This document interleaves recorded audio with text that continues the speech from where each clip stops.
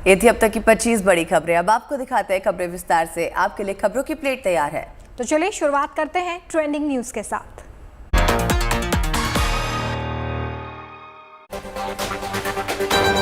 दिल्ली में एक बार फिर एक्शन में बुलडोजर। मंगोलपुरी में अतिक्रमण हटाने पहुंचा एमसीडी का दस्ता। मोहाली में इंटेलिजेंस हेडक्वार्टर के पास ग्रेनेड हमला हुआ है। जांच में जुटी एजेंसियां, कुछ लोग हिरासत में लिए गए। बंगाल की खाड़ी में उठे तूफान आसानी की वजह से ओडिशा, आंध्र और बंगाल में अलर्ट। गोपालपुर के पास कुछ मछुआरों का सफल रेस्क्यू। आसान होगा ट्रेन में बच्चों के साथ सफर करना। रेलवे ने बच्चों के लिए खास बर्थ का इंतजाम किया है। लॉन्च होते ही फिल्म पृथ्वीराज के ट्रेलर ने मचाया धमाल। 24 घंटे में ही 40 मिलियन व्यूज। इस फहरिस्त में साल 2010 में लॉन्च हुई रजनीकांत की फिल्म 2.0 सबसे ऊपर है। इस फिल्म का बजट करीब 563 करोड़ था। हाल ही में लॉन्च हुई फिल्म RRR का बजट भी करीब 550 करोड़ था। बाहुबली फिल्म के दोनों पार्ट्स का कुल बजट भी करीब 450 करोड़ था। हिंदी फिल्मों में ठग्स ऑफ हिंदुस्तान का बजट करीब 310 करोड़ था। अक्षय कुमार की फिल्म पृथ्वीराज का बजट भी करीब 300 करोड़ है।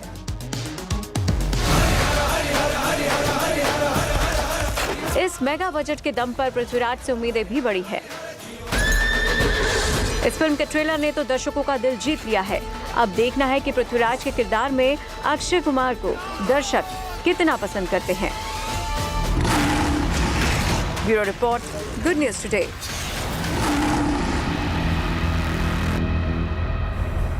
चलिए, तो पृथ्वीराज के अक्षय कुमार के बाद अब बात फिल्म अभिनेता आमिर खान की करते हैं। आमिर झुंझुनू के नवलगढ़ में एक हफ्ते की शूटिंग के बाद चार्टर प्लेन से मुंबई लौट आए हैं। आमिर खान अपने बेटे जुनैद खान की फिल्म प्रीतम प्यारे की शूटिंग के लिए यहाँ पर पहुंचे थे और करीब एक हफ्ता उन्होंने यहाँ पर बिताया। इस मौके पर आमिर खान ने कहा कि राजस्थान उनके लिए बेहद लकी है, क्योंकि कई फिल्मों की शूटिंग राजस्थान में हुई है और ये फिल्में काफ़ी कामयाब भी रही हैं। उन्होंने राजस्थान के लोगों की तारीफ की, कहा कि यहाँ पर बहुत प्यार मिला और अब उन्हें उम्मीद यही है कि उनके बेटे की फिल्म भी कामयाब होगी।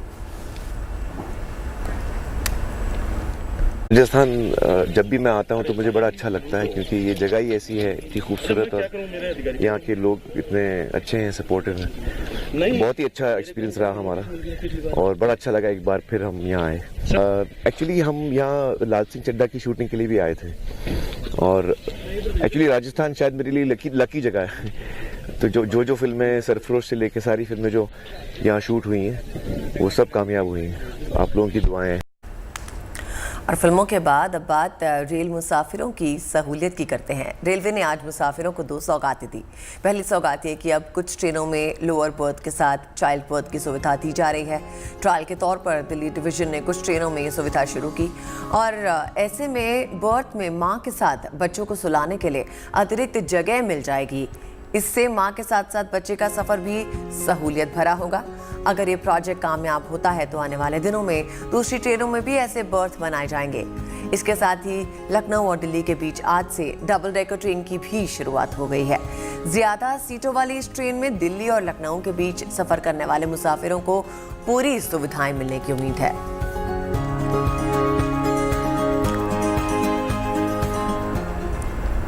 और आइए अब आपको लिए चलते हैं केदारनाथ। दर्शन के लिए बड़ी संख्या में भक्त पहुंच रहे हैं।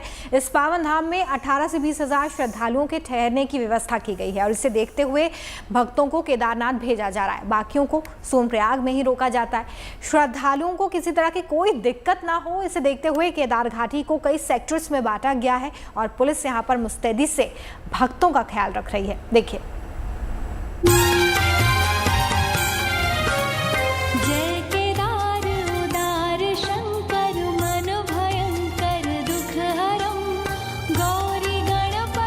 दो साल बाद केदार घाटी में भक्तों की ये रौनक लौटी है। बड़ी तादाद में श्रद्धालु बाबा केदार के दर्शन को पहुंच रहे हैं। आलम यह है कि महज 4 दिन में 75,000 श्रद्धालुओं ने महादेव के दर्शन किए।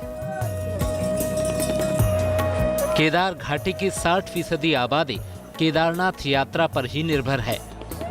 बड़ी तादाद में भक्तों के पहुंचने से यहाँ के कारोबारियों के चेहरे भी खिले हैं।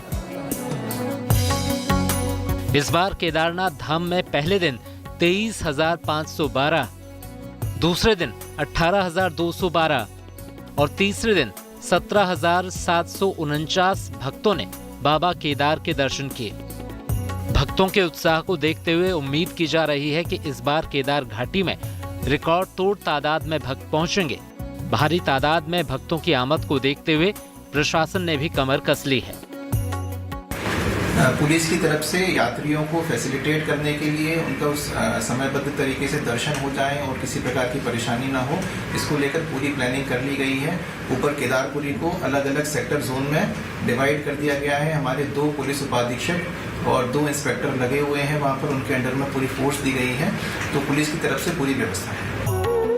हर दिन दर्शन के लिए 25 से 30 हजार यात्री पहुँच रहे हैं। दोपहर बाद सोनप्रयाग में भक्तों को रोका जा रहा है। एक दिन में 18 से 20 हजार श्रद्धालुओं को केदारनाथ भेजा जा रहा है ताकि व्यवस्था ना बिगड़े और भक्तों को समय पर बाबा केदार के दर्शन हो सकें। Praveen Semwal, Rudraprayag, good news today. अब आपको आस्था और भक्ति की एक और अद्भुत तस्वीर दिखाते हैं। वृंदावन के एक स्कूल में खुद बाल गोपाल पढ़ने आते हैं। क्लासरूम में बच्चों के साथ ही लड्डू गोपाल की प्रतिमा, बैग, बोतल और टिफिन के साथ बैठी नजर आती हैं। ये पिछले 4 साल से ये सिलसिला चला रहा है और भक्ति और विश्वास से बने भगवान इंसान की बनाई पाठशाला से ज्ञान पा रहे हैं। दुनियादारी का सबक ये भगवान यहाँ पर सीख रहे हैं।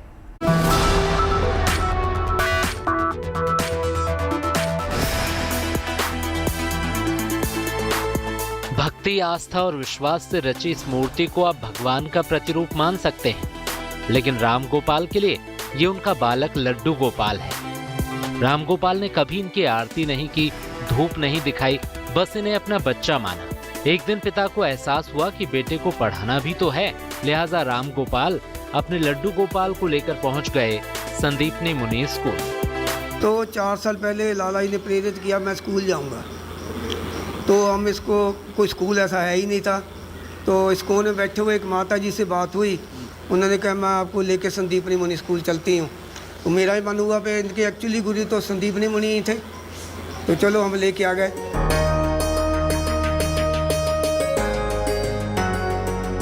ये अपनी तरह का अनोखा मामला था। स्कूल प्रशासन ने नियम के मुताबिक लड्डू गोपाल के कागजात मांगे। कागजात तो नहीं थे, लेकिन राम गोपाल का इरादा पक्का था, लिहाजा राह मिलती चली गई और लड्डू गोपाल जी का स्कूल में दाखिला हो गया। हमने ये भी नहीं देखा पे जहाँ पे लड़कियों का स्कूल है। तो हमने प्रिंसिपल जी से कहा, तो वो कहने लगे भैया इसका पहचान पत्र लाओ, जन्म प्रमाण पत्र लाओ, जाति पत्र लगाओ। तो ऐसे तो गवर्नमेंट मानती नहीं है। तो भैया मैं कहा मेरे पास तो ऐसा कुछ नहीं, वो तो इसकी प्रेरणा है। बाबा इसको पढ़ा के क्या करोगे? मैं क्या, देखो पढ़ाने की बात ये है, आप भी बीएड करके का कबूतरी तो पढ़ा रहे हो, इसने इतना पढ़ने के बाद क्या पढ़ाना है मुझे नहीं पता। पिछले 4 साल से ये सिलसिला चला आ रहा है। बाकी बच्चों की तरह लड्डू गोपाल भी अपने बस्ते, पानी की बोतल और टिफिन के साथ क्लास में पहुंच जाते हैं और ज्ञान हासिल करते हैं।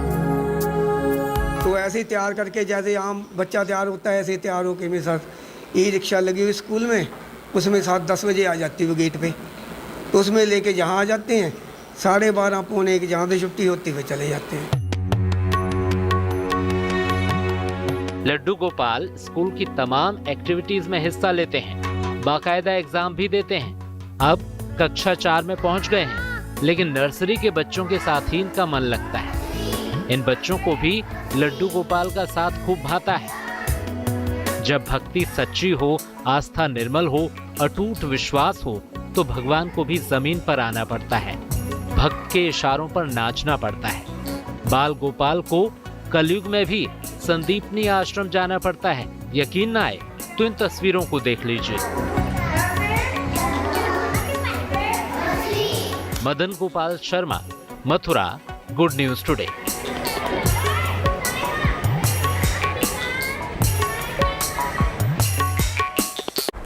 और जो ये आस्था के रंग के बाद अब आपको कुछ सावधान करने वाली खबरों से रूबरू करवाते हैं। तूफान असनी के खतरे को देखते हुए तटीय इलाकों में रहने वाले लोगों को सतर्क रहने के लिए कहा गया है। साथ ही मछुआरों को भी समुद्र में ना जाने की सलाह दी गई है। लेकिन कुछ मछुआरे कल निकले तो फंस गए। ऐसे में कैसे कोस्ट गार्ड देवदूत बनकर पहुंचे हैं वहां पर, दिखाते हैं आपको।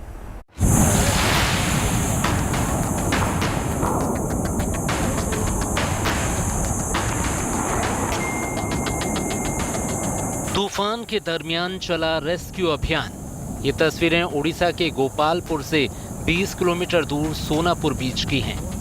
एक तरफ तूफान असानी की तीव्रता के कारण समंदर में ऊंची ऊंची लहरें उठ रही थीं, तो दूसरी ओर तेज रफ्तार से हवा चल रही थी। तूफान के असर के चलते मौसम बेहद खराब हो चुका था और वाइजैक से गंजाम आ रहे मछुआरों की एक नाव इंजन फेल होने के कारण लहरों के बीच फंस चुकी थी। राहत और बचाव में जुटे प्रशासन ने इसकी सूचना मिलने पर तत्काल कोस्ट गार्ड से संपर्क किया। कोस्ट गार्ड के जवानों ने मौसम की परवाह न करते हुए जांबाजी दिखाई और देवदूत बनकर पहुंच गए। उन्होंने तेजी से कार्रवाई की और समंदर में तूफानी लहरों के बीच फंसी नाव पर सवार 11 मछुआरों को सुरक्षित बचाकर निकालने में कामयाबी हासिल की।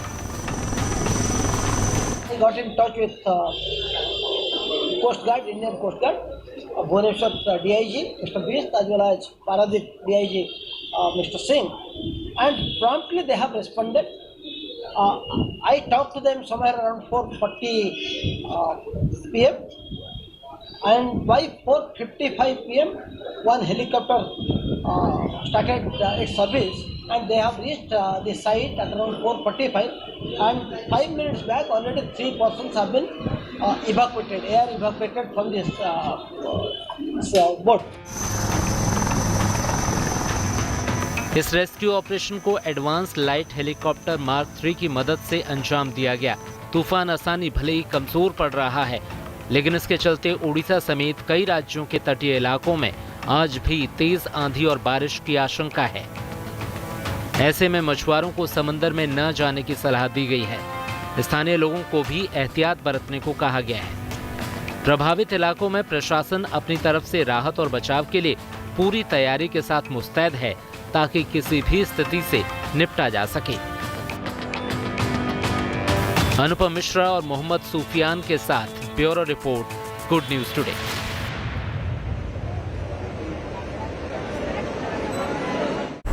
तो देखिए यहाँ पर कोस्ट गार्ड जो है वो देवदूत बनकर पहुंचे और किस तरह से रेस्क्यू ऑपरेशन कर इन्हें निकाला गया है। ये हिम्मत तो देता ही है, लेकिन आपको ध्यान रखना है कि ऐसे इलाकों में अभी जाने से बचिए। बिल्कुल ठीक बात है। अगर वार्निंग्स जारी की जा रही हैं तो उन पे लगातार नज़र बनाए रखिए। ये आपकी अपनी सुरक्षा के लिए बिल्कुल ठीक होगा। और अब आपको बता दें कि बात उस पहल की भी करनी ज़रूरी है जिसे नई डिजिटल क्रांति कहा जा रहा है। डिजिटल पेमेंट के बाद भारत सरकार अब ई जनगणना की तैयारी कर रही है। मतलब इस बार एक खास सॉफ्टवेयर के जरिए जनगणना की तैयारी है। कैसे होगी ये जनगणना और क्या है डिजिटल जनगणना के फायदे, चलिए आपको ग्राफिक्स के जरिए बताते हैं। ई जनगणना के लिए खास सॉफ्टवेयर लॉन्च किया जाएगा। हर परिवार की जानकारी कंप्यूटर के सर्वर में ही दर्ज होगी। ऑटोमेटिक तरीके से ये जानकारी जनगणना की जो है वो अपडेट भी होती रहेगी। जन्म से मृत्यु तक की तारीखें जनगणना के साथ जुड़ेंगी। बच्चे के जन्म के साथ ही जनगणना दफ्तर में दर्ज हो जाएगी जन्म की तारीख भी। 2024 तक हर जन्म मृत्यु का रजिस्ट्रेशन ई सेंसेक्स से जोड़ दिया जाएगा। 18 साल पूरा होने पर खुद ब खुद वोटिंग का अधिकार मिल जाएगा। शहर या राज्य बदलने पे दूसरी जगह वोटिंग का अधिकार आसानी से मिल जाएगा। सरकारी सुविधाओं के लिए दफ्तरों में भाग दौड़ करने की जरूरत नहीं होगी। हर 10 साल में कराई जाने वाली जनगणना का खर्च अब घट जाएगा। सरकारी शिक्षकों और अन्य विभागों के कर्मचारियों का इस्तेमाल जनगणना के लिए करने की जरूरत नहीं होगी। जनगणना में कोई गलती नहीं होगी। 100% ये जनगणना बिल्कुल सही होगी। ये सभी प्रक्रियाएं ऑटोमेटेड होंगी और हर 10 साल में होने वाली जनगणना अब बंद हो सकती है। और अब वक्त है उन वीडियोस का जो इन दिनों इंटरनेट पे सुर्खियां बटोर रहे हैं। देखिए वायरल न्यूज।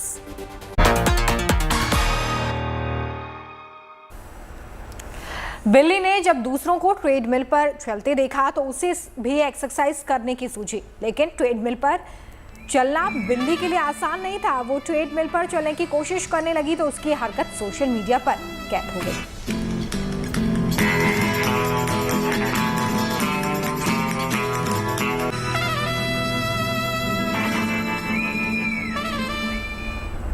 बिल्ली को ट्रेडमिल पे चलते हैं आपने देख लिया, अब जरा इस डॉग को एक्सरसाइज करते देखिए।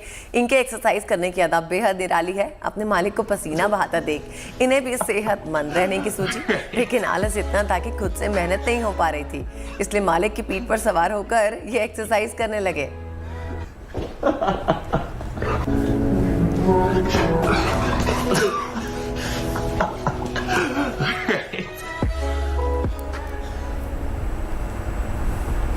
आपने रेस लगाते लोगों को तो बहुत देखा होगा, लेकिन इस रेस में सभी की निगाहें एक बत्तख पर टिक गई। ये बत्तख बेखौफ होकर लोगों के साथ दौड़ में हिस्सा ले रहा था। रेस पूरा करने के बाद इस बत्तख को बाकायदा इनाम भी मिला है। रेस जीता भले ही कोई हो, लेकिन इस रेस का असल चैंपियन ये बत्तख है।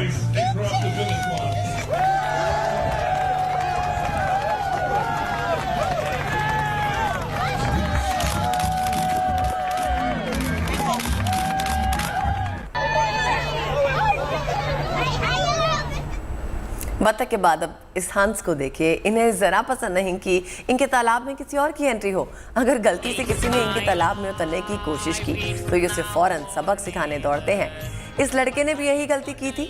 पानी में लड़के को उतरता देख हंस फौरन उनकी तरफ दौड़ पड़ा। इसके बाद तो लड़के को हंस के हमले से बचने के लिए भागने के सिवा कोई रास्ता ही नहीं सूझा।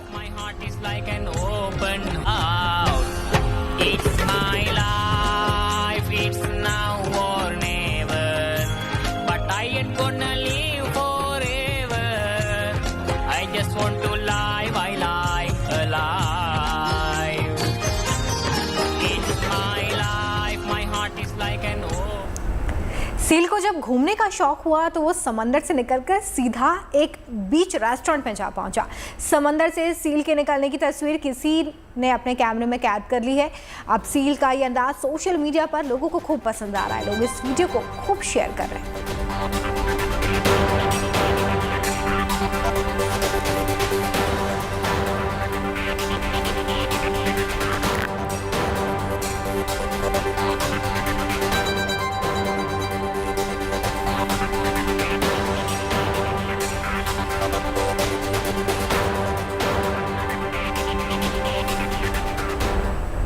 तो ये तो थी कुछ वायरल खबरें, और अब आगे बढ़ते हैं और आपको बता दें कि 10 मई भारत के इतिहास में बेहद ही महत्वपूर्ण दिन है, क्योंकि साल 1857 में इसी दिन लिखी गई थी क्रांति की एक ऐसी दास्तान जिसने ब्रिटिश हुकूमत को हिला कर रख दिया था। आज़ादी की पहली जंग की गवाह बनी थी मेरठ की सरजमी। लिहाजा आज मुख्यमंत्री योगी खुद मेरठ पहुंचकर आज़ादी के परवानों को श्रद्धांजलि देंगे, उन्हें नमन करेंगे। और सुअर के मांस से बने थे। अंग्रेजों के खिलाफ इस पहली बगावत के नायक बने मंगल पांडे। 29 अप्रैल 1857 को भारतीय सिपाहियों ने उन कारतूसों का इस्तेमाल करने से साफ इनकार कर दिया था। इस आरोप में 9 मई को परेड ग्राउंड में जब घुड़सवार सेना के 85 सैनिकों का कोर्ट मार्शल किया गया तो इसका असर दिखा 10 मई 1857 को, जब अंग्रेजों के खिलाफ भारतीय सैनिक खुलकर सामने आ गए। आजादी के संघर्ष में 50 अंग्रेज अधिकारियों को जान से हाथ धोना पड़ा था।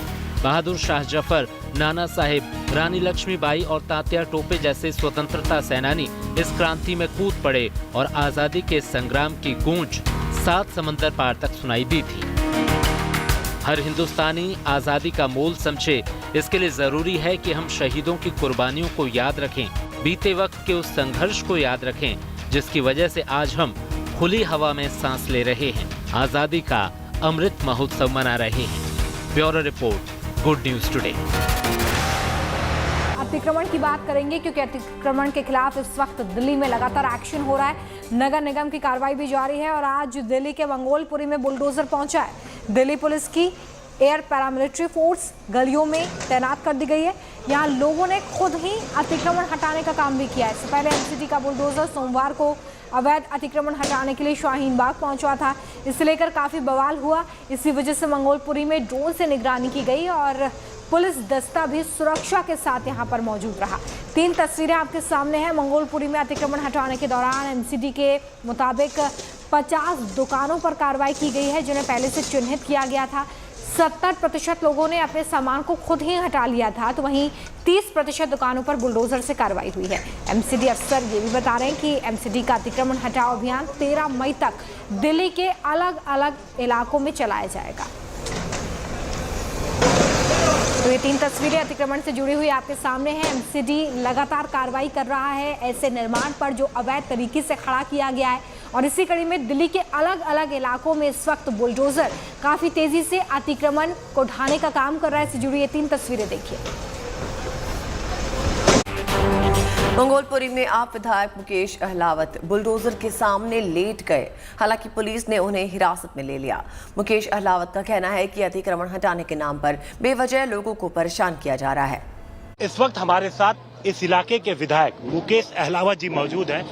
मुकेश जी, ये देखिए यहाँ पर कार्रवाई चल रही है, जो इंक्रोचमेंट था, आप क्या कहेंगे? एनक्रोचमेंट है, ये लोगों को तंग करने में लगे हुए हैं। लोगों ने हटा दिया है, लोगों ने हटा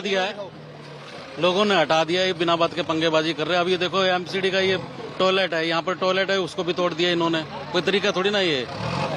तो ये जो दुकानें बनी हुई थी, दुकानें लोगों की, यहाँ पर दुकानें, सब दुकानें हटा दी। देखो आप वहाँ से देख लो, लोगों ने हटा दिया बिल्कुल। हटा दी बाबू जी। अब बच्चे कहाँ खाएंगे हमारे? बच्चों का पेट कैसे पलेगा? छोटे छोटे काम करने वाले, रेड़ी पटरी वाले।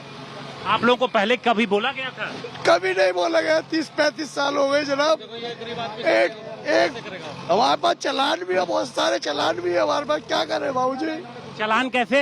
एमसीडी के चालान है हमारे पास। चालान काट रखे हैं, एमसीडी के चालान काट रखे, तहबाजारी के वो दे रखे, फिर भी ये ऐसी हरकतें कर रहे हैं। अरे बाबू जी, बच्चे बहुत भूखे। अब क्या करेंगे? बच्चे क्या खाएंगे हमारे? ये हमारा पेट रोजगार है यहाँ पे हमारा। मंगोलपुरी में अतिक्रमण हटाओ अभियान के दौरान किसी तरह की हिंसा ना हो, माहौल ना बिगड़े, इसे लेकर दिल्ली पुलिस पूरी तरह से मुस्तैद है। आउटर दिल्ली के डीसीपी समीर शर्मा के साथ बातचीत हुई है, आपको सुनवाते हैं उन्होंने क्या कुछ कहा। डीसीपी समीर शर्मा इस वक्त है। सर, ये बताएं कि किस तरीके की जानकारी थी? लोगों ने खुद ही हटा दिया इस इलाके से? जी, हमने पुलिस ने पहले मीटिंग की है। हम काफ़ी देर से इसमें मीटिंग कर रहे हैं। हमारे एसएचओ साहब हो गए, एसीपी साहब हो गए, 1 हफ्ते से मीटिंग कर रहे हैं और लोगों को हमने अवेयर कर दिया कि ऐसा इंक्रोचमेंट ड्राइव होगी जिसमें आपको जो इलीगल आपने इंक्रोचमेंट की हुई है उसको हटाना है। तो हमने आपस में काफ़ी बातचीत की और समझाया, तो लोग समझ गए और लोगों ने हमारी बात मानी। ऑलमोस्ट 90% इंक्रोचमेंट जो है वो पहले ही रिमूव हो चुकी है, मतलब हटा लिए लोगों ने। लेकिन जो पक्के जो स्ट्रक्चर बने हुए हैं उनको जेसीबी लगेगी और वो उस पर एक्शन करेगी। स्थिति सर कंट्रोल में, पूरे इलाके की स्थिति बिल्कुल कंट्रोल में। हमने फोर्स लगाई हुई है, एक्स्ट्रा फोर्स लगाई हुई है, जस्ट बिकॉज सिचुएशन ऐसी है। तो अदरवाइज स्थिति बिल्कुल कंट्रोल है, हमारी सारी बातचीत है, ऐसी कोई आशंका नहीं है। लोकल लोगों से सर बातचीत एकदम चल रही, कोऑपरेशन है लोगों का? बिल्कुल 100% कोऑपरेशन है लोकल लोगों का। कल भी हमने मीटिंग की थी, लास्ट एक फाइनल मीटिंग भी की थी, तो सबने काफी अपना रिमूव कर लिया है। मेन जो कोई अगर है स्ट्रक्चर है तो उस पर भी जेसीबी कार्रवाई करेगी। उधर न्यू फ्रेंड्स कॉलोनी में भी आज अतिक्रमण हटाओ अभियान के तहत एक्शन लिया गया। एमसीडी कर्मचारी बुलडोजर और पूरी पुलिस फोर्स के साथ पहुंचे थे। न्यू फ्रेंड्स कॉलोनी में बुलडोजर चलाने से पहले एमसीडी ने लोगों से अवैध निर्माणों पर रखे गए सामान को हटाने के लिए कहा। साथ ही आसपास के इलाकों में ठेले पर सामान बेचने या सड़क किनारे बिना इजाजत की दुकान लगाने वालों को दुकान हटाने के लिए कहा है। इसके बाद कुछ लोगों ने बुलडोजर के डर से खुद ही सामान हटाया और इस कार्रवाई के दौरान एसडीएमसी टीम के साथ दिल्ली पुलिस और पैरा फोर्स के जवान भी मौके पर मौजूद रहे। लंच टाइम में पहुंच गए हैं आखिरी पड़ाव की ओर, जहां पर वक्त हो चला है आपको कुछ महान व्यक्तियों के विचारों से रूबरू करवाने का। तो देखिए आज का विचार। रविंद्रनाथ टैगोर ने कहा है कि अगर आप सभी गलतियों के लिए दरवाजा बंद कर देंगे तो सच अपने आप बाहर बंद हो जाएगा। उम्मीद करते खबरों के इस लंच टाइम में आपको पेट भर जानकारियां मिल गई होंगी। लंच टाइम में एक बार फिर से कल धमाकेदार खबरों के साथ हम आपसे करेंगे मुलाकात। तब तक के लिए आप देखते रहिए गुड न्यूज टुडे। नमस्कार।